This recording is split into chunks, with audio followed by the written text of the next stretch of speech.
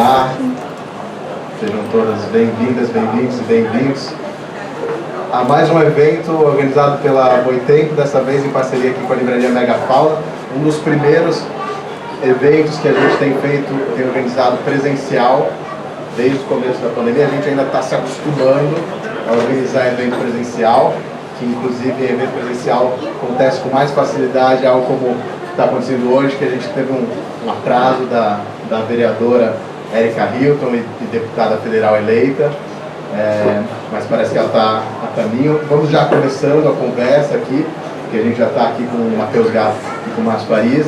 Agradecer a presença de vocês nesse evento que marca o lançamento desses dois livros que a Boitempo está publicando esse mês. O Sentido da Liberdade, da Angela Davis, que é o quinto livro da Angela Davis publicado pela Boitempo. E o Walter Rodney, o livro Como a Europa Subdesenvolveu a África, que é um clássico que completa agora em 2022 50 anos. É um ano também especial que marca os 80 anos de nascimento do Walter Rodney, então a gente está muito feliz com essa atividade. O livro está quente, literalmente, ele chegou na gráfica hoje à tarde. Vocês são das primeiras pessoas a verem esse livro em pessoa. Então estamos contentes aqui, com emoção de estar com vocês nessa conversa. Fica também o convite, antes da gente começar, para quem não tiver assistido a entrevista que o Mano Brown fez com a Angela Davis para o podcast dele, que está disponível no Spotify em vídeo, com tradução. A gente ficou muito feliz com essa entrevista, que foi publicada 2 dias antes do segundo turno, que deu tudo certo. Felizmente estamos aqui podendo conversar sobre futuro, podendo conversar aqui sobre resistência, mas sobretudo sobre futuro com perspectiva de dias melhores. Então eu vou passar a palavra para o nosso mediador, que é o Márcio Farias. O Márcio é psicólogo, mestre e doutor em psicologia social pela PUC de São Paulo e é professor convidado do CELAC ECA USP, membro do Conselho Editorial do Instituto Brasileiro de Estudos Contemporâneos, o IBEC, da Unesp. É editor da Dandara e autor do livro Clóvis Moura e o Brasil, um ensaio crítico. Vou passar a palavra para o Márcio e desejo a vocês uma excelente atividade. Obrigado.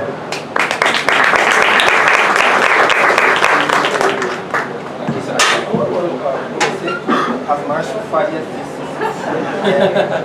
ser atrapalhado. Oi, gente. Boa noite, cheguei. As coisas, já molhei. Esse sou eu no mundo. Honra estar aqui, obrigado pelo convite.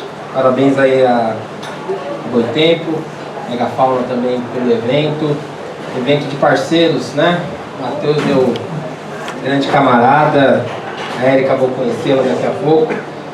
Eu estou muito feliz porque eu acho que esses dois livros que a gente vai estar lançando hoje e vai conversar sobre eles diz respeito a um momento muito importante de uma internacional antirracista. Momento em que, década de 60, 70, 80, foi um momento muito importante, não só da luta antirracista internacional, lutas pela independência no continente africano, radicalização da luta pelos direitos civis nos Estados Unidos, a própria luta negra na Europa ganhava novos contornos teóricos e o Brasil não fugia dessa regra, né? Nós temos um momento em que a luta antirracista brasileira, conectada à luta antirracista internacional, vive um novo momento de reorganização. É um movimento negro contemporâneo organizado sobretudo, mas não só, no MNU. Tem também um salto teórico qualitativo sem precedentes. A gente está lendo agora toda essa turma, Clóvis Moura, Abdias, Lélia Gonzalez, Beatriz Nascimento, Hamilton Cardoso, um monte de gente, o quão atual são esses autores e, nesse sentido, Angela Davis e Walter Rodney ficando disponíveis, né, para o público brasileiro, é um momento de fato a ser celebrado. Antes de passar a palavra para o Matheus, queria fazer um rápido comentário, né, sobre esses dois autores, porque engana-se que a gente, ao ler esses dois autores, estará trabalhando numa relação quase que exótica com o tema da questão racial, porque a questão racial e os negros. A gente está aqui diante de uma obra que conecta a luta antirracista a uma compreensão de totalidade no que diz respeito às relações de compreensão das determinações mais gerais do capitalismo. Walter Rodin é autor de erudição rara, né, para tentar compreender as determinações mais gerais de uma história africana. Dialogou, e o Matheus certamente vai explorar um pouco dessas discussões, com as perspectivas teóricas mais diversas no interior do marxismo, mas não só, e pôde nos legar uma obra de fôlego sobre uma história que conecta a África a um sistema mundo complexo que é o sistema do capital. A correlação entre superexploração e racismo está apresentado nessa obra. O debate de desenvolvimento sobre desenvolvimento, fazendo uma leitura crítica da CEPAL, a partir também de categorias da teoria da dependência, enfim, um autor de bastante impacto e que talvez ainda tenha a nos dizer muitas coisas sobre um diagnóstico sobre o racismo contemporâneo no Brasil. E Angela Davis, o nome fala por si só, né? Filósofa que de uma ampla formação, que capta todo esse debate colocado pelos clássicos de uma filosofia europeia, mas coloca eles a contrapelo, né? Se o Marx pegou Hegel e colocou ele de pontapé, a Angela Davis pega os teóricos críticos, pega o próprio Marx, pega uma série de uma tradição filosófica e coloca de pontapé a partir da experiência negra estadunidense e permite com que a gente possa hoje discutir quais são os sentidos da liberdade, né? Não numa abstração, numa categoria abstrata, etérea, mas como é que a gente correlaciona com uma experiência marcada pela escravidão, pelo colonialismo, pela superexploração, pelo racismo, pelo machismo. Como todas essas categorias são categorias que vão emanando o sentido da liberdade. É por isso que hoje é um dia importante e não seria outra pessoa que nos conduziria nessa reflexão, senão o professor Matheus Gato, que eu tive a honra de conhecer lá nos Estados Unidos. Aí depois a gente passou a pandemia distante fazendo live e finalmente estamos nos reencontrando. Vamos ver meu parceiro, sempre bom estar com ele. Matheus é professor do Departamento de Sociologia da Unicamp e coordenador da PRITITA, Núcleo de Estudos Carolina Maria de Jesus. É autor de O Massacre dos Libertos, que é um clássico, já nasceu clássico, sobre raça e república no Brasil, que é um livro de 2022, e também organizador do livro O 13 de Maio e Outras Histórias do Pós-Abolição. O Matheus é um dos intelectuais que tem nos recuperado o 13 de Maio, né? A gente fala muito de 20 de novembro, é nosso também, mas 13 de Maio também tem luta negra. Enfim, o Matheus é um gigante, tá uma honra estar ao seu lado. Obrigado, mano. Obrigadíssimo, Márcio. Prazer estar com você também, encontrar cada vez mais presencialmente. Prazer estar presenciando esse momento de abertura dos espaços, né? Mencionado aqui que esse é um dos primeiros debates, né, ao vivo da Boitempo que está sendo feito agora. Quer dizer, então acho que essa retomada que a gente está tendo dos espaços de convívio, dos espaços de diálogo, das universidades, são os espaços que possibilitam a gente construir criticidade em conjunto, olhando no olho das pessoas e conversando com as pessoas. Então, por isso que estou muito feliz de estar aqui e de poder conversar sobre esses dois livros. Eu acho que esses dois livros, né, é o livro do Angela Davis, que foi mencionado, é o quinto livro que a Boitempo traduz, e A Chegada, do Walter Rodin, são livros que chegam num momento muito especial do contexto brasileiro, aonde a gente tem visto, o Márcio é uma dessas pessoas, mas vários outros colegas, né, o Mário Medeiros, né, vários outros colegas, a Flávia Rios, fazendo um verdadeiro trabalho de curadoria de materiais. Né? Eu acho que a gente passou muito tempo tendo, não vou dizer uma só, mas diversas tradições do pensamento negro, do pensamento antirracista, que ficaram encobertas. Daí ser tão difícil recuperar as genealogias do nosso próprio pensamento, das maneiras com que a gente mesmo pensa e não consegue compreender a origem daquelas categorias, a inflexão dessas ideias.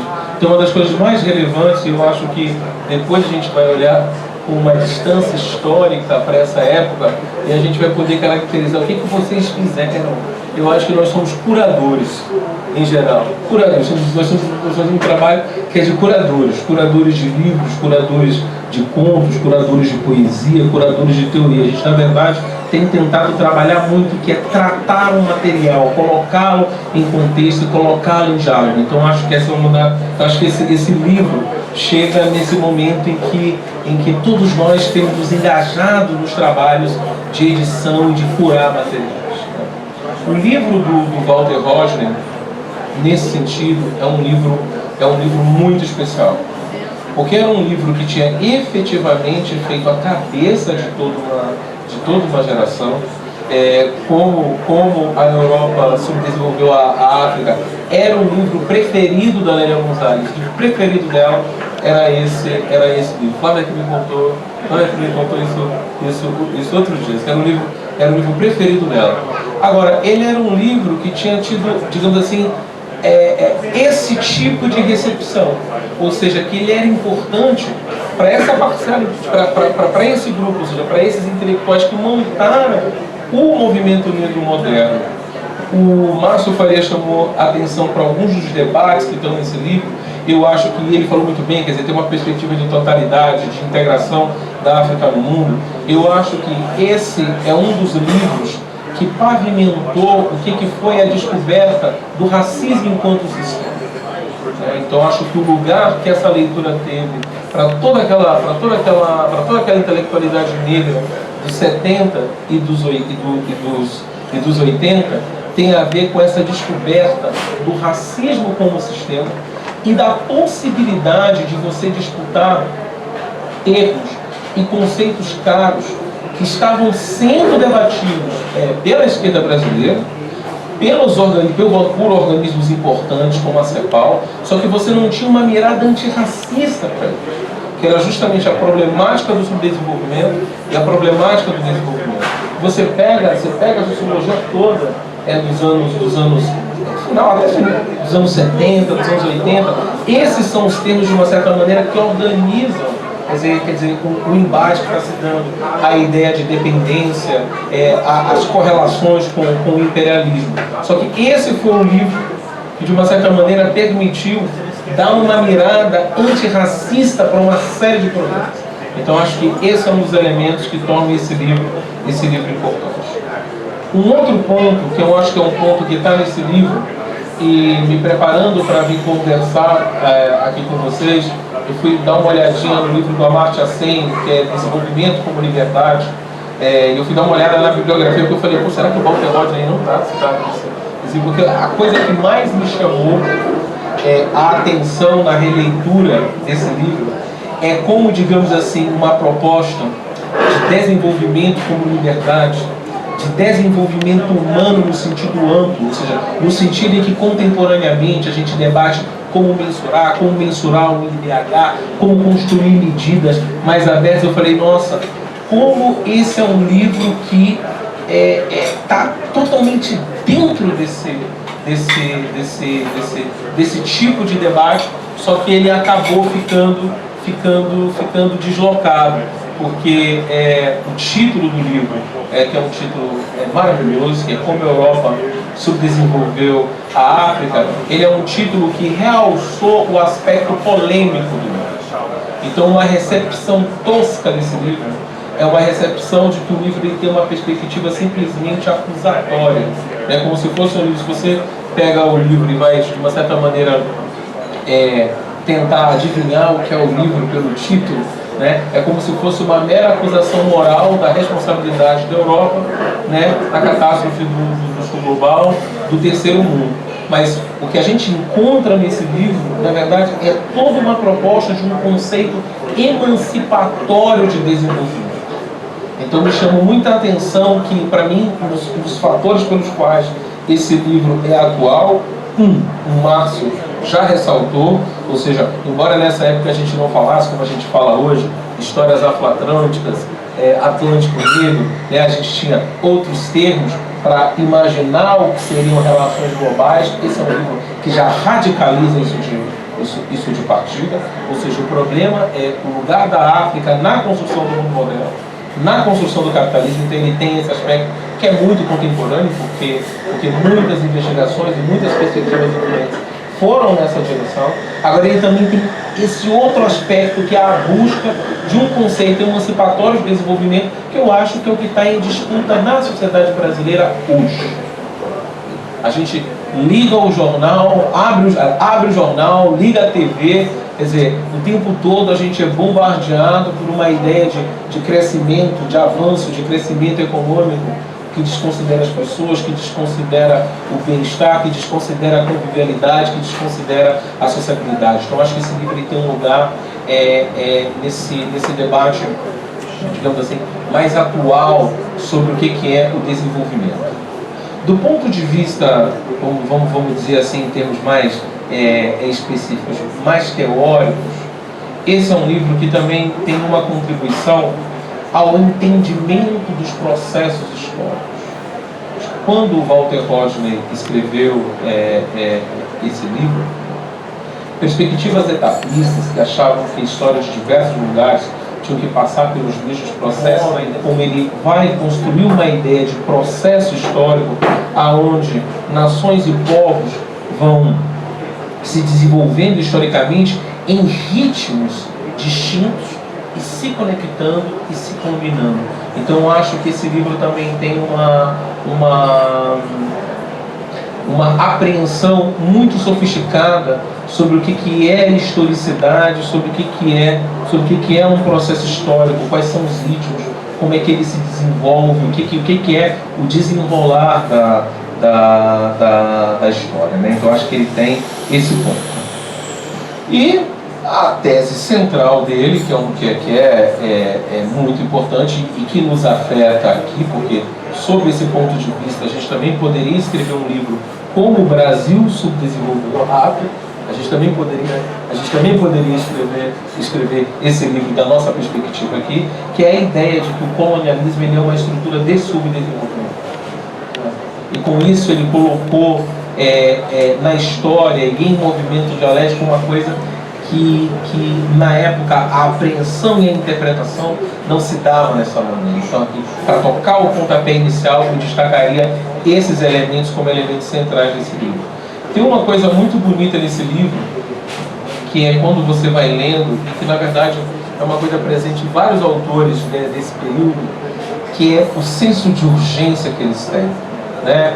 Ou seja, é muito bonito você ir lendo o livro e você vê que a preocupação dele é com a praxe mesmo, é com o que está fora do livro, é com o contexto, ou seja, é com as dinâmicas do mundo que estão acontecendo, né? Quer dizer, é muito diferente você ler um livro sobre esse assunto de uma pessoa que está escrevendo esse livro conectada, quer dizer, com um pé naquilo que havia sido produzido, é muito sofisticado, que ele já conhecia sobre a história da África nesse período. Eu acho notável a erudição dele, pensando num livro que está sendo escrito em 1972, mas tem também toda uma bibliografia, toda uma interlocução intelectual que está se dando nos movimentos sociais.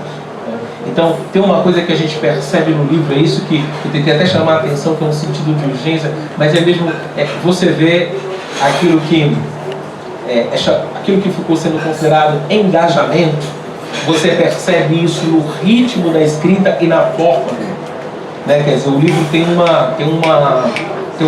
uma pressa nesse livro, tem uma vontade de que as coisas se transformem rápido, né? O livro ele se compreende o tempo todo como parte de um processo de transformação. E isso eu acho que se deve a isso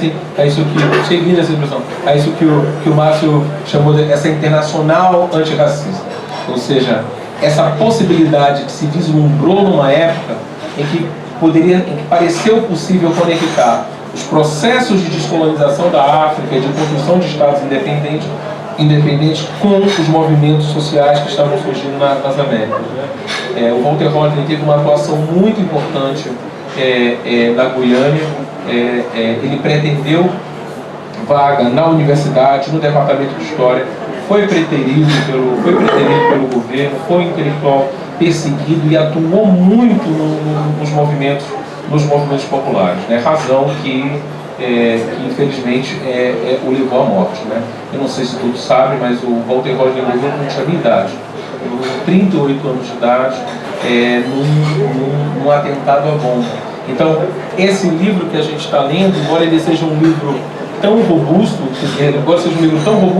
ele é um livro de um jovem, ele é um livro que foi redigido antes desse autor ter 30 anos de idade. Na verdade, quando ele publicou, em 72, foi quando ele completou 30 anos. Então também, eu acho que também tem um frescor, tem uma vontade, tem uma força intelectual aí, que é desse jovem, né? E desse jovem que circula, que está na África, que está na Guiânia, que tem interlocução nos Estados Unidos, ou seja, desse jovem que tá podendo ler o mundo sobre vários prismas e não apenas sobre um prisma de uma história nacional.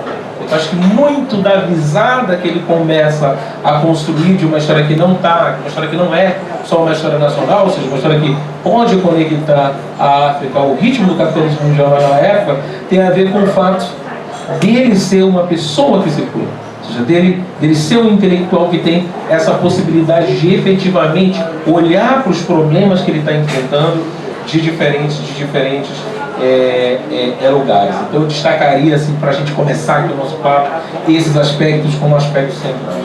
Eu tive a oportunidade de ler, embora não pude me aprofundar, porque não foi uma leitura meditada, foi uma leitura de ontem para cá. Eu tive a oportunidade de ler um pouco essa antologia de textos da Angela Davis. Uma das coisas que eu mais gostei desse livro é que ele já é um livro histórico, esse livro, O Sentido da Liberdade. Ele já é um livro que já tem um peso de história. Por quê? Porque vários dos textos têm a ver com conferências e intervenções que a Angela Davis fez após a eleição do Obama. Então, muito do que é o contexto desse livro, que sobretudo aí pensando o contexto americano desse livro, que na verdade é como ler o que é raça e racismo nos Estados Unidos depois de Obama, ou seja, depois de um presidente negro.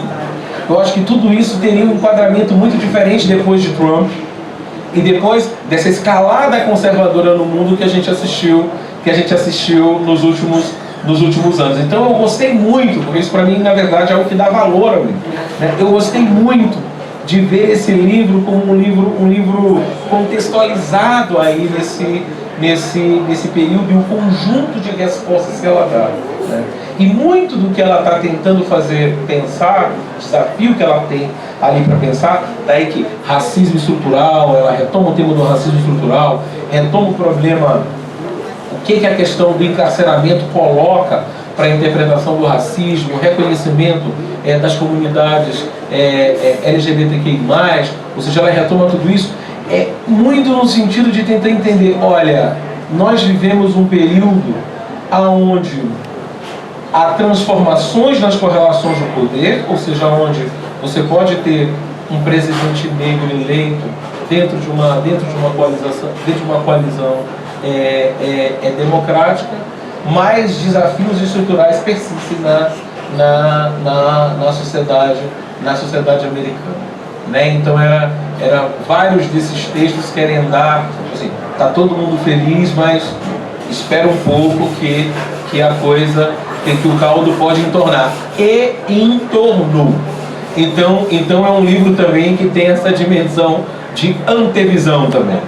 Ou seja, de antevisão também. Ou seja, o livro aponta que muitas coisas não estavam resolvidas e depois o que a gente viu na segunda década desse século é o quanto que elas não estavam resolvidas e a fúria e a força com que isso podia emergir na cena pública norte-americana e também em cenários em diversos contextos do mundo. Então é um livro muito legal, porque já é um livro que uma pessoa de 25 anos já pode ler dentro de uma perspectiva histórica, porque o livro do Rodney é uma rasteira também nas nossas referências mais básicas, né? Que é um livro de 72, é um livro que tem um enquadramento, uma época, um contexto, ou seja, quer dizer, o entendimento daquele período é muito importante para você entender o que está acontecendo. Eu acho que esse livro da Angela Davis, ele acabou sendo um livro com algum fôlego histórico e que uma pessoa jovem já vai poder ler o livro e falar assim, nossa, as coisas mudaram, e já mudaram no meu próprio tempo. Né, já mudaram ao longo aqui da minha vida. Então esses seriam os aspectos que eu queria um pouco comentar nessa perspectiva de dar, na verdade, jogar a bola para cima para a gente conversar mais sobre tudo que está aí. Massa, perfeito. Obrigado, Matheus. Eu queria chamar para compor a mesa conosco a Cíntia Gomes, que é chefe do gabinete da vereadora Érica Hilton. Então, seja bem-vinda. Boa noite. Boa noite. Boa noite.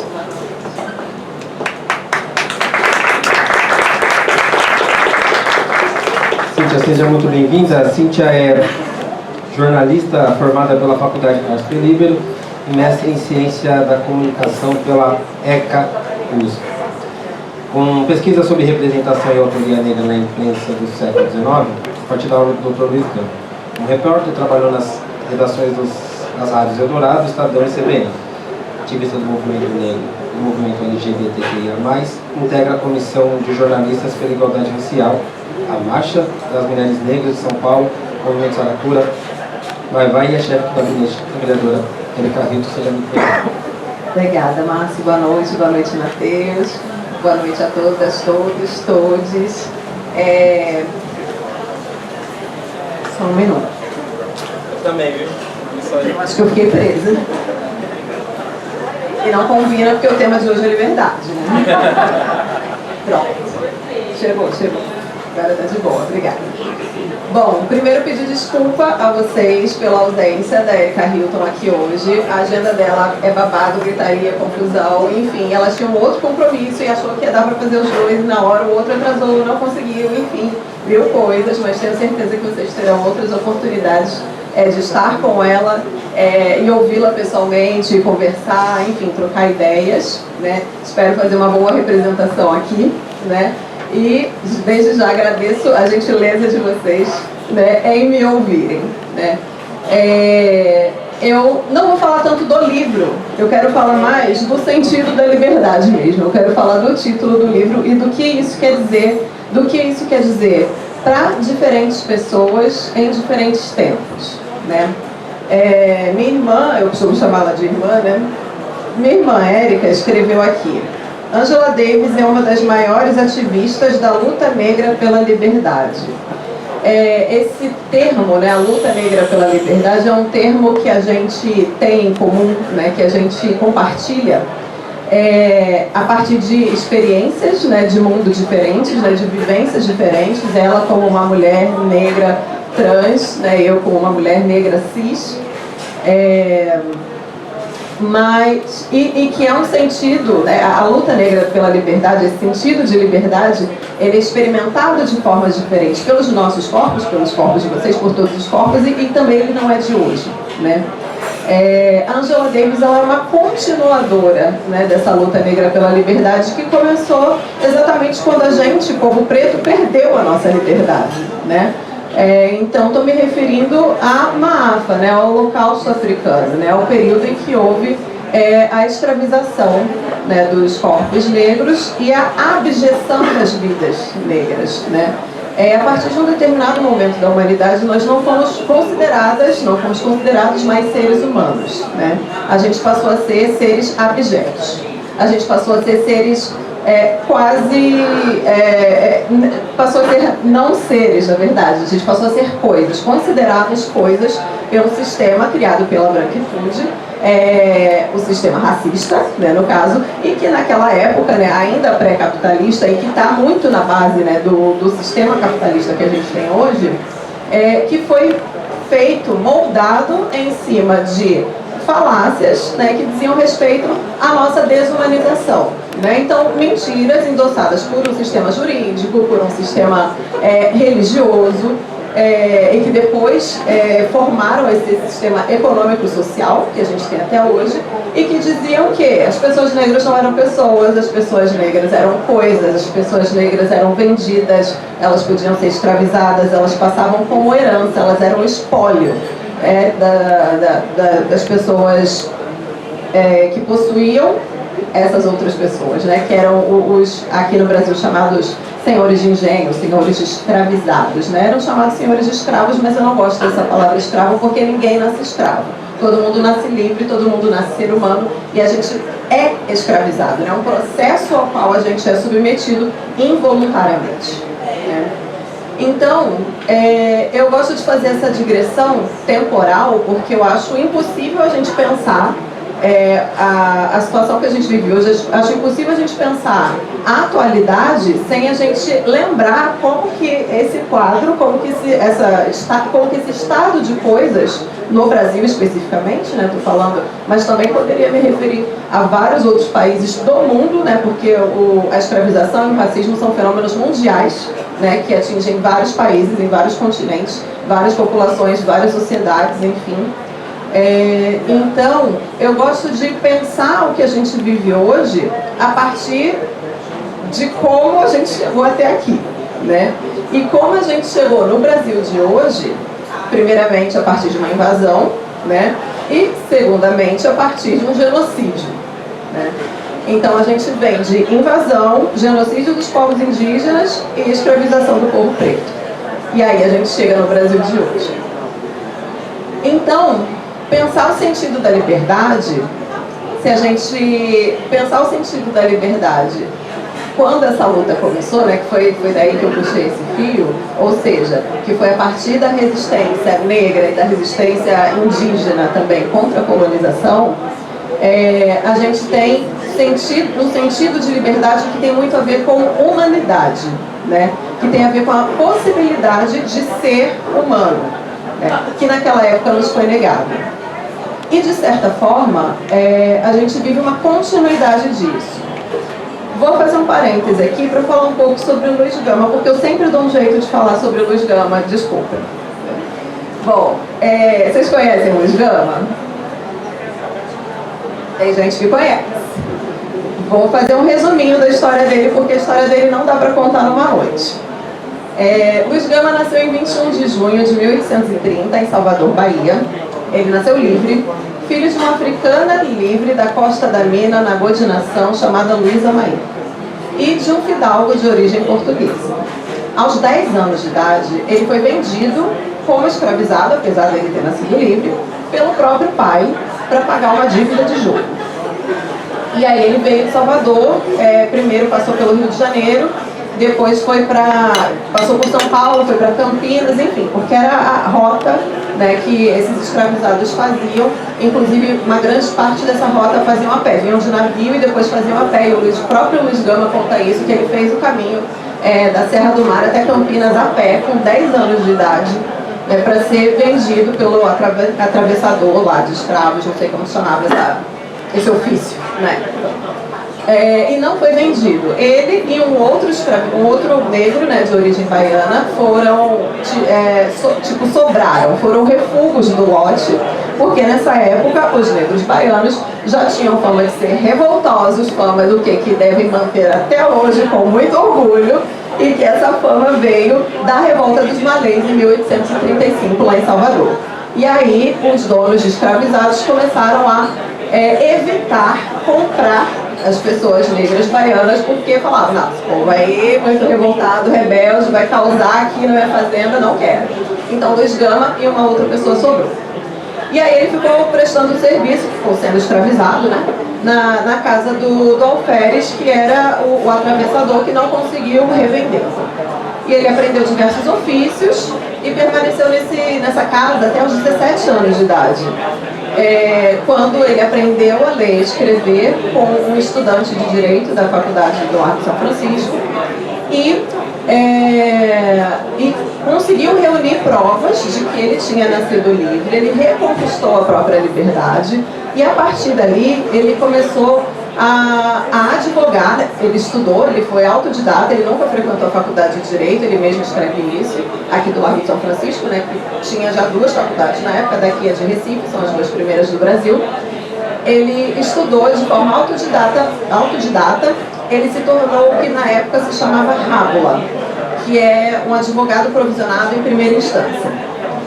E aí, com essa licença para advogar em primeira instância, ele conseguiu libertar mais de 500 pessoas, segundo as palavras dele também, livres e legalmente escravizadas, né? Eram pessoas que, porque mesmo a escravidão no Brasil, ela tinha leis, ela não era algo proibido. Ela poderia ser considerada imoral, mas imoral aos nossos olhos hoje em dia, mas na época não era nem moral nem ilegal. Tinha leis que regulamentavam, podia ter escravo, era legalizado, tinha mercado, tinha tabela de preço, tinha tudo. Passava como herança do testamento, era tudo legalizado e as pessoas não achavam estranho, as pessoas achavam normal. Então, mas tinha leis que regulamentavam, mas como o Brasil é Brasil, as pessoas conseguiam escravizar fora da lei. E aí era nessas brechas que o Luiz Gama pegava e conseguia provar que aquela pessoa não deveria estar sendo mantida em cativeiro e reconquistava a liberdade daquelas pessoas. Muito bem. Além disso, agora eu já vou dar uma resumida, porque eu falei que a história dele é grande, não cabe numa noite e tal. E além dessa atuação brilhante como advogado, Luiz Gama também foi jornalista. Ele fundou o primeiro jornal ilustrado da cidade de São Paulo, Diabo Coxo, em 1864, junto com Angelo Agostini, que era um ilustrador italiano.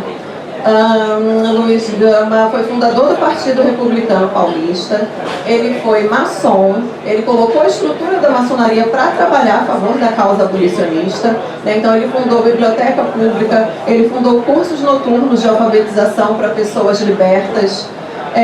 Enfim, ele atuou de diversas formas e com todas as ferramentas que ele tinha no tempo dele pela luta negra, pela liberdade, né? Pela emancipação do povo preto.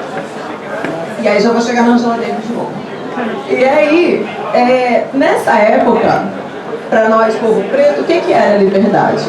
A gente poder voltar a ser gente. A gente não era gente, né? Então, o Luiz Gama, ele lutava pelo quê? Pela mudança do marco legal da escravidão, para que houvesse a abolição, que chegou em 1888. O Luiz Gama morreu em 1882, 6 anos antes. Ele não viu isso que era a maior causa da vida dele acontecer. Mas ele plantou todas as sementinhas, deixou lá e foi questão de tempo para brotar e dar certo essa parte do plano, né? Oficialmente, a escravidão deixou de existir. Mas demorou muito tempo, e está demorando até hoje, para que as pessoas negras sejam consideradas pessoas no mesmo nível de humanidade que as pessoas brancas. Entende? Então, por exemplo, uns dias atrás, antes do segundo turno, se fosse o contrário, se não fosse aquela moça branca que estivesse seguindo o cara preto com uma arma na mão e falando, deita a mão na cabeça, não sei o que, não. Se fosse o contrário, se fosse uma moça negra, um cara preto apontando uma arma para uma pessoa branca, não sei nem se estava na cadeia, porque eu acho que já estaria morto antes de ser preso, né? E a moça branca está aí, é deputada ainda, entendeu? Então, nesse sentido, é que eu quero dizer que a luta negra pela liberdade não terminou. Porque a gente mudou o marco legal, beleza, mas a gente ainda não tem uma cidadania plena. A gente tem que lutar por direito, a gente tem que lutar por inclusão, a gente tem que lutar por cota, a gente tem que lutar por SUS, por escola pública, enfim, por uma série de coisas que seriam direitos se fosse para todo mundo. Mas essas coisas são privilégio no Brasil, porque elas são para poucos, entende? Então essa luta não acabou. Essa luta que começou lá atrás com a resistência negra, e que também não começou no Luiz Gama, porque eu amo Luiz Gama, eu estudo Luiz Gama, então eu falo mais dele, mas que começou antes, começou com Zumbi, com Dandara, com a Caltune, com a primeira mulher negra, o primeiro homem negro que chegou aqui, com o primeiro indígena, com a primeira mulher indígena que tombou aqui, entende? Então, isso aí tem muito, muito, muito mais tempo. Uma outra coisa que o Luiz Gama fazia quando ele escrevia, né, ele foi jornalista também, né, que eu comentei que é uma faceta menos conhecida dele, agora talvez seja um pouco mais conhecida, porque a gente tem mais textos dele, né, sendo conhecidos, divulgados. Até perguntei aqui quando cheguei na livraria se tinha livros do Luiz Gama ou sobre o Luiz Gama, e tem, me parece que 2 títulos aqui na livraria. Luiz Gama, ele, além do trabalho dele de advogado, ele fazia um trabalho super importante na imprensa também, na luta negra pela liberdade. Então, vocês lembram que ele estava aqui lutando para a mudança do marco legal da escravidão, beleza, mas adiantaria só mudar a lei e não convencer as pessoas de que o povo preto era gente, de que as pessoas negras eram pessoas? Não adianta nada, porque a gente tem um monte de lei aí que não pega. No Brasil, tem várias. Tem lei que existe, que ninguém liga, não tem cumprimento, não tem fiscalização, não tem nada, imagina naquela época. Então ele sabia disso, e sabia que ele precisava também mudar o imaginário das pessoas, ele precisava mudar a opinião das pessoas brancas, né, no caso, acerca do povo preto, acerca das pessoas negras. E aí como é que ele fazia isso? Através de muitas formas, e uma delas era através das páginas da imprensa. Então uma coisa, assim, foda que ele fazia era, além de tudo, além de ter fundado o primeiro jornal ilustrado da cidade de São Paulo, ter escrito em outros 2 ilustrados da cidade, ele tinha colunas, né, em diversos jornais. Ele era jornalista especializado, o que hoje em dia, gente, nem existia isso naquela época com esse nome, né? Mas ele fazia jornalismo especializado, que ele atuava como jurisconsulto, que é tipo assim, ele tinha coluna jurídica no jornal. Então, tipo, tinha dúvidas, as pessoas mandavam dúvidas, ou ele colocava um questionamento e ele respondia com base na lei, nos artigos, explicava, Ele era, assim, o maior especialista em questões de manumissão, que é o conjunto da legislação, né? O conjunto da legislação que era acerca de escravização e alforrias. Ele era o maior especialista nisso, ao ponto de que os juízes, quando tinham alguma dúvida na hora de deferir uma causa, consultavam o Luiz Gama. E, vamos lembrar, ele nem conseguiu estudar na Faculdade de Direito do Largo de São Francisco. Então, além de todo esse trabalho que ele fazia na própria imprensa, além de defender princípios como liberdade de imprensa, ele atuava meio que como um ombudsman, sabe? Um vigilante do noticiário, falava dos coleguinhas que estavam fazendo besteira, escrevia errado, queria censurar, falava tudo. Ele também fazia um trabalho que hoje a gente conhece pelo binômio representação-representatividade, né? Ele mudava, ele escrevia de forma a representar as pessoas negras, né, nos textos que ele escrevia, como seres humanos, entende? Então, assim, nessa época, a gente, como preto, aparecia em dois momentos só, nas sessões dos jornais. Ou eram em editoriais que reproduziam as teorias do racismo científico, ou era naquela sessão dos classificados. Os classificados de compra, venda, aluguel e fuga de escravizados. Era só dessa forma que a gente aparecia. Isso quer dizer representação. Isso quer dizer que na imprensa a gente era representado apenas como mercadoria, como coisa, ou como aqueles seres que o pessoal que se dizia cientista falava diversos absurdos, né? Absurdos como seres menos inteligentes, seres inferiores, seres que são dados ao vício, que era isso que o racismo científico falava, mais propensos a crimes, que era isso que o racismo científico falava na época. E Luiz Gama, ele tirou a gente dessas sessões e começou a nos representar como seres humanos, ou seja, falava de nós como pessoas, atribuía características físicas, dava o nome das pessoas, a origem, o que estava acontecendo com elas, entende? Então, esse trabalho, esse segundo trabalho do Luiz Gama, é o trabalho que a gente continua tendo que fazer até hoje, né? A luta negra pela liberdade, ela passa por emancipação, passa por efetiva cidadania, por plena cidadania e pela conquista de direitos, que não sejam mais privilégios para um grupinho, mas que sejam direitos para todo mundo, né? E Angela Davis, quando ela se posiciona, como sempre se posiciona, né, de forma brilhante, como uma intelectual negra, né, nos termos da Bell Hooks, como uma intelectual orgânica, nos termos do Gramsci, né? Ou seja, como uma mulher negra que é acadêmica, mas que também vai para a rua, mas que também pega em arma, mas que também é presa, mas que também escreve e que viaja pelo mundo conversando com as pessoas, inspirando as pessoas, e tendo toda essa atuação brilhante que ela tem e sempre teve ao longo da vida dela, ela está sendo uma continuadora dessa luta negra pela liberdade, né? E é isso que ela convida, é isso que o Luiz Gama convida e é isso que essas grandes lideranças nos convidam a fazer. Aqui eu estou falando muito da luta negra pela liberdade, por eu ser negra, por ela ser negra, a gente está falando desse tema, mas efetivamente não é uma luta que a gente tenha que esperar que só o povo preto trave, né? A gente tem que entender que a luta negra pela liberdade é uma luta por uma humanidade melhor, entende?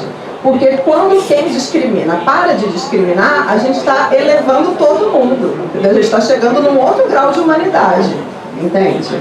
Enquanto a gente estiver nesse pique aqui que a gente está do planeta Terra, está todo mundo ferrado, entende? Quem está sofrendo discriminação é quem está discriminando também, né? Porque é uma relação dialética, é dual, é uma coisa de espelho. Então, acho que são essas as primeiras considerações que eu tinha para fazer aqui. Me parece que tem um bate-papo depois, né? E aí a gente vai conversando. Obrigada, gente. Obrigado, Cíntia. Obrigado, Matheus. Bom, gente, agora é aproveitar essa turma aqui para a gente trocar essa ideia, né? Não sei se o público quer colocar alguma questão, porque se não colocar, eu mesmo aqui vou colocar algumas questões dos dois aqui. Alguém quer fazer uma pergunta? Oi, gente, tudo bem? Boa noite. Primeiro, agradecer aqui a aula dos professores sobre os livros e sobre os debates que envolvem. Confesso que eu não li nenhum dos dois livros ainda, mas as apresentações me fizeram pensar numa questão aqui. A gente costuma caracterizar o colonialismo como algo muito centrado num momento específico do século passado, e aí a gente passa a acreditar, na minha opinião, há uma espécie de consenso de que o colonialismo ficou no passado, o nazismo ficou no passado, então agora a gente tem uma democracia e a luta negra ela perdeu aquela dimensão revolucionária e tudo mais, e que passou a ser uma luta por coisas menores, assim.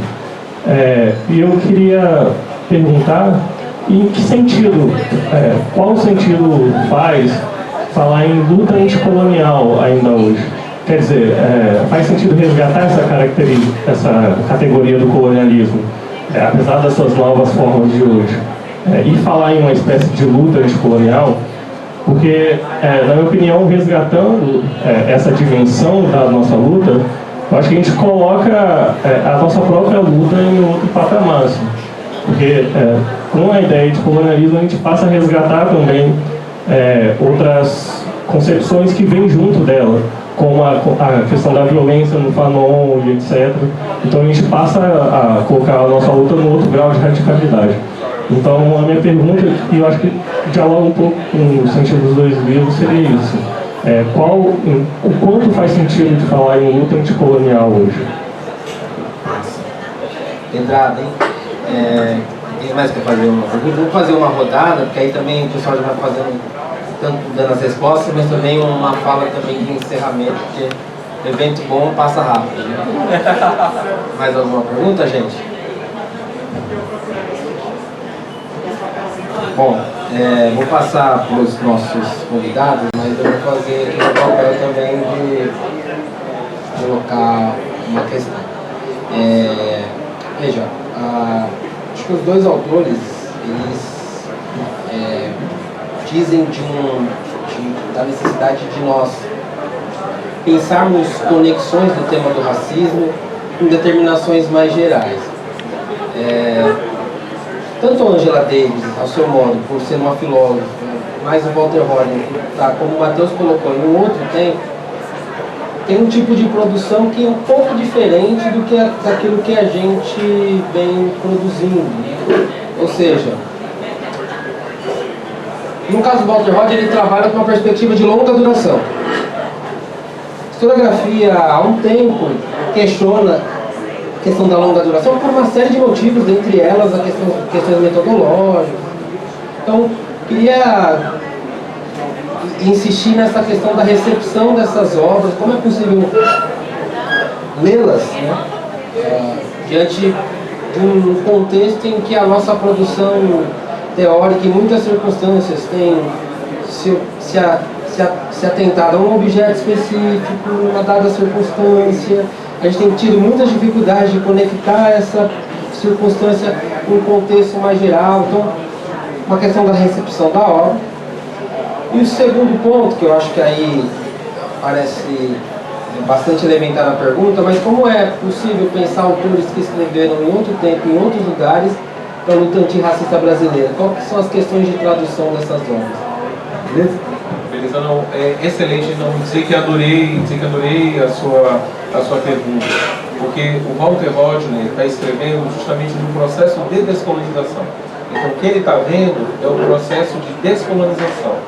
Então, quando ele está traduzindo o capítulo, você ainda vai ter a oportunidade de ler o livro, mas assim, ninguém aqui também, o livro acabou de sair, né? Então, quando ele está dizendo que o colonialismo é uma estrutura de subdesenvolvimento, ele está transcendendo esse tipo de explicação histórica que você criticou, porque de uma certa maneira, para falar com as palavras que ele falava, a persistência do subdesenvolvimento era a reatualização de uma estrutura colonial sob uma nova ordem. Então, adorei sua pergunta, porque era precisamente o que ele estava tentando dizer, que o problema não tinha acabado, mas que o problema ele tinha ganhado uma reconfiguração, né, uma reconfiguração. Eu acho que, no caso da Angela Davis, eu acho que falta a gente dizer uma outra coisa. Tem um texto legal nesse livro, que é um texto em que ela está discutindo o neoliberalismo. Por que ela também está falando em sentido da liberdade? Ela está falando em sentido da liberdade porque a ideologia neoliberal disputa uma certa ideia do que é liberdade e do que é ser livre, certo? Então, quando ela está debatendo de novo o sentido da liberdade, ela está querendo dizer o seguinte: olha, quer dizer, estão se apropriando de uma certa ideia de ser livre, de uma certa ideia de liberdade, apresentando ela como se ela fosse uma ideia universal. Então a gente precisa de novo repensar a partir dos nossos repertórios, né? E no caso o repertório da Angela Davis é o repertório das lutas dos direitos civis, é o repertório dos movimentos de mulheres, né? Ou seja, repensar o que é a liberdade de novo, porque a liberdade está em disputa, né? Então, a ideia de liberdade, o paradigma de liberdade está em disputa. Então, eu penso que quando a gente está organizando esse livro, o sentido da liberdade, a disputa, embora, claro, eu achei muito bonito, a gente pode fazer essa leitura, porque de fato, é como a Cíntia falou, quer dizer, a liberdade é o motor do que vem aparecendo nas diversas lutas emancipatórias que o povo negro vem traçando. Agora, nessa conjuntura, tem um elemento central, que é o fato da ideia de liberdade ter sido elemento de disputa, que em outras conjunturas isso não está necessariamente colocado dessa maneira. No contexto totalitário, não coloca a ideia de liberdade como um campo em que o poder quer discutir. Então, eu acho que tem essa provocação nesse livro, que é repensar o que a gente quer quando fala de liberdade em relação às liberdades, essa liberdade que tá disponível por aí. Agora, a pergunta que o Márcio faz, que eu acho uma pergunta... primeira coisa, eu acho assim, que os livros, eles têm, pelo menos para mim, eles têm um frescor, na verdade, né? Eu acho que os problemas que os livros colocam são problemas muito contemporâneos, né? São problemas muito atuais. Agora, a gente precisa fazer um exercício de leitura aonde a gente não leia um livro só pelas categorias que ele apresenta, né? Porque eu concordo com o que ele colocou. de uma certa maneira, o problema colocado agora por Quintana, por outros autores, que é a colonialidade do poder, a colonialidade do saber, está todo num livro como esse. Está totalmente colocado. Inclusive, uma das coisas mais legais de ler esse livro, o livro do Rodney, é que o livro ele tem uma briga o tempo todo com o conhecimento estabelecido sobre a África. Ele está o tempo todo tensionando as teses que existem, que aparecem ali no contexto sobre a África. Então o livro ele é construído numa tensão em relação ao saber que estava contemporâneo nas universidades sobre o que se conhecia do continente africano. Então um dos jeitos de ler um livro é a forma do livro e como as tensões e como as lutas que o próprio autor vai construindo de página a página vão guiando a nossa percepção, né? Porque eu acho que, em outros termos, há muitas brigas para se fazer desse jeito, né? Uma das coisas que eu mais gosto que ele faz nesse livro está no agradecimento. Ele é um autor muito interessante, você lê, você começa a gostar dele, do cara, né? Ele fala assim: eu não vou nem dizer que eu agradeço as pessoas, porque o clássico de você escrever isso fala assim: bom, eu agradeço a ciclano, a fulano, a fulano, a fulano, a fulano, a fulano, a fulano. É escusado dizer que todo mundo me ajudou, mas os erros são meus, etc, etc, etc. Ele fala assim: eu não vou nem dizer isso, porque isso é simplesmente uma bobagem do subjetivismo burguês.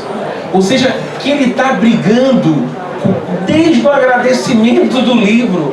Ele tá lutando contra, ou seja, o movimento de crítica que ele está fazendo do livro é do momento que ele escreve o agradecimento, a forma como ele está escrevendo o agradecimento do livro até o final. Então acho que essa tensão é um jeito legal de ler um livro hoje, que é tanto o que um autor diz, mas também o que um autor pode colocar em movimento.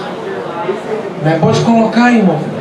Então eu acho que esse é um jeito muito legal.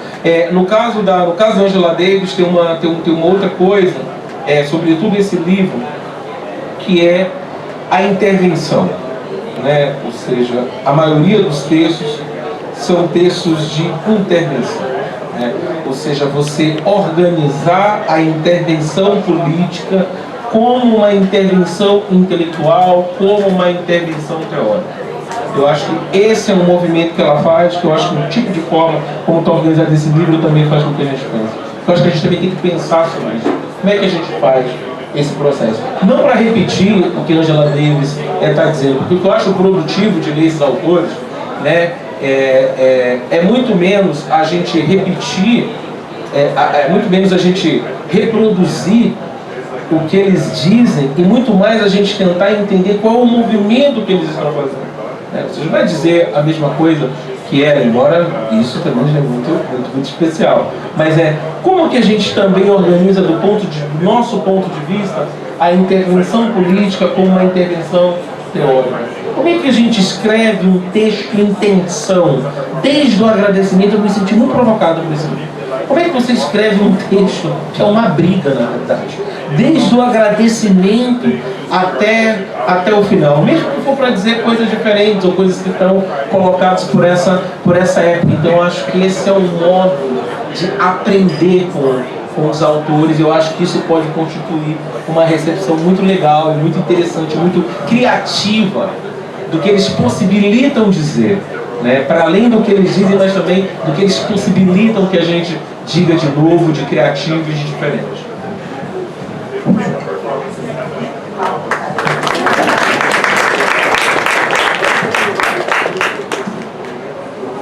O neoliberalismo capitaliza tudo, né? Até a liberdade. Sobretudo a liberdade. Bom, irmão, como é que é seu nome? Rainer, obrigada pela pergunta. Eu tenho sentimentos mistos, né? Tenho várias sensações quando eu leio esses textos, né, de autoras e de autores que escreveram fora da nossa época, né? Assim, tem várias camadas de leitura. Tem uma primeira que é tipo, nossa, isso aqui é velho, isso aqui já passou. E aí você continua lendo e pensa, nossa, já passou, mas parece que é hoje, né? A gente ainda está nisso aqui, ainda está acontecendo isso, só muda o nome. Né? E aí você vai pensando e você vai atualizando os nomes só, mas meio que as estruturas elas se mantêm, né? Então nesse sentido eu acho sempre lúcido, assim, acho que essas autoras, esses autores que a gente tem são muito lúcidos e apesar de terem escrito em outras épocas, eles conseguem ainda trazer pra gente ferramentas, instrumentos pra gente pensar a nossa época, né? Então eu citaria, além da Angela Davis, Lélia Gonzalez, eu tenho essa sensação sempre. Franz Fanon, eu tenho essa sensação sempre, entendeu? Tipo, e são pessoas que escreveram... Oi? São autores que a gente... Luiz Gama, são autores assim, de outras décadas e outros séculos, escrevendo sobre os problemas da contemporaneidade deles, mas que hoje, se a gente mudar umas palavras, a gente consegue usar para interpretar e para entender o nosso tempo, né, a nossa realidade. Então, acho que são, assim, mentes brilhantes mesmo, né, assim, que eles foram para frente, assim, eles estavam analisando a época deles, mas, ao mesmo tempo, projetando para que hoje a gente pudesse ler e ainda pudesse absorver, pudesse se utilizar, né, da análise, da crítica, né, que eles estão fazendo. E aí, nesse sentido, eu acho que ainda hoje cabe, né, usar o termo, né, luta anticolonial, porque a gente não tem mais a luta anticolonial, assim, territorial, geopolítica, ou de poder ali estabelecido, nesse sentido, né, mais geopolítico, territorial, de dominação, de exploração. Mas a gente tem uma luta anticolonial dentro das nossas mentes, fortíssima, sabe? Então, assim, por exemplo, você sabe, assim, não é novidade que, tipo, às vezes tem o vizinho que é preto, mas mais escuro que você não sabe que é preto, entendeu? Então, isso é o quê? É o colonialismo agindo na mente do irmão, entendeu? E não deixando ele se ver, ele se reconhecer, mais do que se ver, se reconhecer, entendeu? E não saber de onde ele veio, não saber a origem, não sentir orgulho disso, não saber contar a sua história, não saber seu nome, não saber seu sobrenome, não saber de onde veio a mãe, pai, avô, bisavô, entende? Uma raiva que eu tenho Gente, eu não sou racista reversa, tá? Mas assim, uma raiva que eu tenho é quando a pessoa chega e fala, porque minha nona veio de Nápoles, não sei o quê. Eu tenho raiva, por quê? Porque eu queria contar a história da minha avó, da minha bisavó, sabe? Eu queria saber minha árvore genealógica. E isso foi negado pra gente. Sabe, a gente não sabe, a gente no máximo sabe até a avó. Avô, quem tem, né? Quem conheceu. Entende? Bisavô, poxa vida, não ficou pra contar a história. Sabe? A gente não consegue rastrear a nossa própria origem, entende? Enquanto os outros povos, né, os povos europeus, vieram para cá, com terra, com direito. Não estou falando que não sofreram, que não passaram perrengue, enfim, cada história é uma história, né? Cada um teve a sua trajetória, mas eu estou falando de estrutura, não estou falando de histórias individuais, entende? Estruturalmente, o nosso povo veio para cá obrigado, escravizado e foi apagado a nossa história. E a gente não consegue resgatar isso. Por isso, defendo, vou inclusive apresentar esse projeto para a vereadora e agora deputada federal eleita, que a gente tem um projeto de política pública de aqueles negócios de DNA, sabe? Que a gente reconstitui e fica sabendo qual era a sua origem, seu povo. Isso tinha que ser política pública no Brasil, entendeu? Porque se for apagado os nossos registros, se a gente vir obrigado, se a gente não consegue rastrear a nossa origem, tem que ter uma política pública para a gente conseguir fazer isso, porque não é todo mundo que consegue pagar um teste desses de DNA. A gente tinha que ter direito a isso, entende? Então, assim, é só uma brisa aqui, entendeu? Para falar que o lance da luta anticolonial, apesar do termo, né, se referir a uma coisa que está temporalmente no passado, mas a gente pode atualizar e entender para as nossas mentes hoje, né? Que é uma luta também por liberdade e por humanidade, né? Para a gente conseguir contar a nossa história, se reconhecer, se posicionar e estar livre, né, de estereótipos, se posicionar de forma livre de estereótipos e ser visto de forma livre dos estereótipos e das caixinhas que colocam a gente o tempo todo. Eu ainda queria colocar mais um pontinho nessa questão do do anticolonial, que eu acho muito importante que a gente também entenda que os processos sociais históricos dentro de um país como o Brasil, eles têm historicidades diversas e que se combinam, né?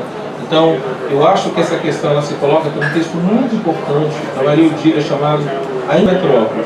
Ou seja, como que a formação do Estado brasileiro é uma formação de uma estrutura colonial que funciona para dentro, é para dentro. Então, acho que isso é importante resgatar, porque isso faz com que a gente possa pensar esses termos nas coordenadas sociais, espaciais e temporais do nosso país. Às vezes a gente fala anticolonial e a gente fica muito ou colonial com a ideia do tempo. Mas o que se trata? A gente está falando de dominação de território. Então, para mim, os problemas que a gente vê na televisão hoje com os indígenas no Mato Grosso são problemas coloniais, ponto. São problemas de conquista de território, é problema colonial, ponto. A gente não precisa fazer nenhum exercício de adequação, quer dizer, é o problema de como o território brasileiro é conquistado. Ou seja, iniciativas privadas que avançam, iniciativas estatais que avançam, grandes projetos que avançam, entram aonde? Entram em terra quilombola, entram em terra indígena. Esse conflito, que conflito é esse pelo território? Esse é um conflito colonial, certo? Então, para dizer que concordo com a Cíntia, quer dizer, a gente pode pensar o conflito colonial e anticolonial em vários sentidos. Esse que você falou é um dos mais importantes. Ou seja, o colonialismo, ele enseja uma disputa pela memória. Disputa vivíssima aqui em São Paulo. Em São Paulo, só o tempo todo eu pego a Bandeirantes para ir para Campinas, ou em Anhanguera, ou vejo essas estátuas. Ou seja, a memória colonial, a celebração do café, né? Você vai num hotel Brasil. No Brasil a saudade do colonial é uma coisa muito forte. Você vai num hotel, o hotel chama hotel colonial, café colonial, ou seja, os afetos coloniais eles estão disseminados, né? Vira política de patrimônio público na cidade que eu vivi, que foi São Luís do Maranhão. É um amor por aqueles sobrados. Tudo bem, realmente, são maravilhosos. Sobrado, aquele antigo sobrado português, tudo bem. Mas tem um afeto ali pelo azulejo, pela varanda, pela arquitetura, Então, quer dizer, eu acho que tem muitos níveis, mas tem campos da realidade social onde você está vendo propriamente o conflito colonial. O conflito pelo território do país, sobre quem tem o direito de ocupar e explorar os recursos naturais que estão em um determinado lugar, quem tem o poder para gerenciar os recursos humanos. Então acho que quando a gente pensa no nosso país, a gente pode pensar que essa historicidade, quando a gente olha o caso dos indígenas, a gente vai ter um tipo de configuração. Quando a gente olha o caso da população negra, a gente vai ter outro tipo de configuração. Quando a gente olha o caso da população negra campesina, a gente vai ter outro tipo de configuração. E aí uma coisa bonita que eu acho que tem no livro do Roger, só vai fechar falando dos livros, é que ficar atento às historicidades dos processos sociais. Não tem nada de anacrônico em falar que tem luta colonial aqui, agora, hoje no Brasil. A pergunta é, como ela se configura? Como que ela arma sua cadeia de disputa, de política e de agência? Como é que ela nos engaja nas diferentes formas, né? Então eu acho que, bom, só para primeiro agradecer mais uma vez a pergunta excelente e fechar aqui minha participação. Muito obrigado.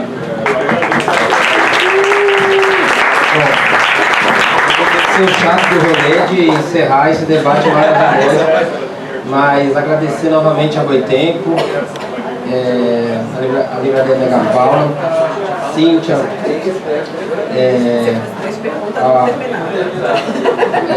e aqui a gente já continuaria esse debate, mas e dizer que acho que essas obras são obras incontornáveis, né? Esquerda que não lê esses livros, desconsidere. Qualquer intelectual que não lê Walter Roddy e Angela Davis não leva em consideração, são livros incontornáveis. Um programa de transição consequente passa necessariamente por essas discussões. Obrigado, gente. Boa noite.